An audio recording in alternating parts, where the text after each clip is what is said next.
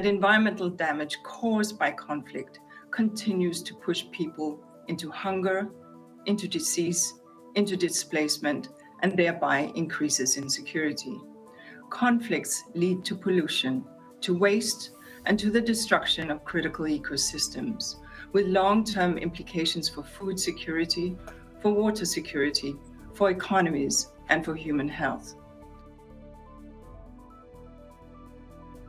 In the Gaza Strip, for example, we have seen since 2023 the loss of 97% of its tree crops, of 95% of its shrublands, and 82% of its annual crops.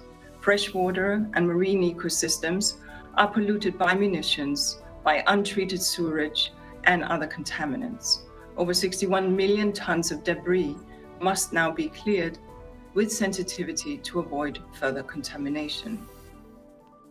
Thank you. Or there is a growing evidence that drought and high temperatures increase the risks of various forms of conflict.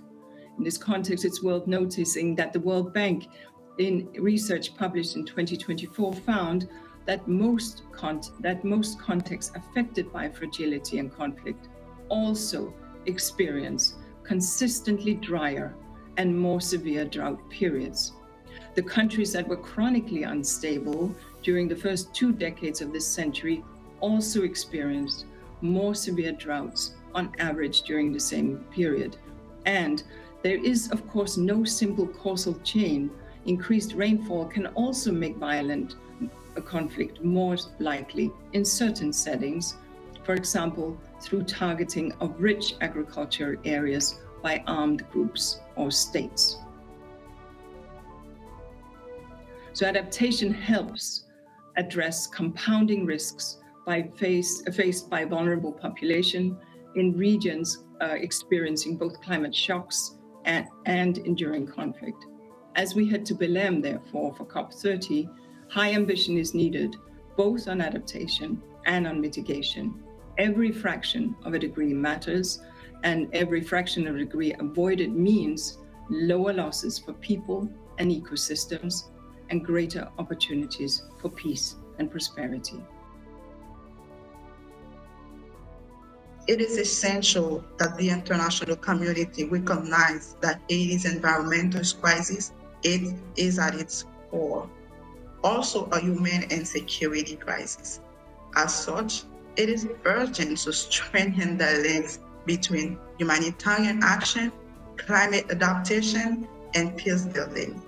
In Haiti, interventions must be rooted in community-based and ecological approaches, such as restoring ecosystem and nature-based solutions, promoting the sustainable management of natural resources, reducing risk, and reinforcing local governance.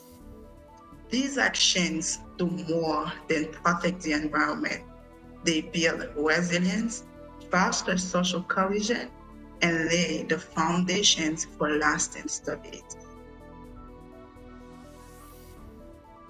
We wish to highlight practical actions, including to invest in national adaptation and mitigation strategies that safeguard livelihood and natural resources, support for climate resilient and regenerative agriculture, backed by robust early warning systems, and to fully mainstream environmental consideration into UN conflict prevention, mediation, peacekeeping, and peace building, so that peace agreements and political processes address resource-based drivers of insecurity and foster local dialogue and cooperation among communities competing for scarce land and water. 当前全球特别是发展中国家绿色发展需求巨大，国际社会应加强绿色技术和绿色产业合作，确保优质绿色产品自由流通。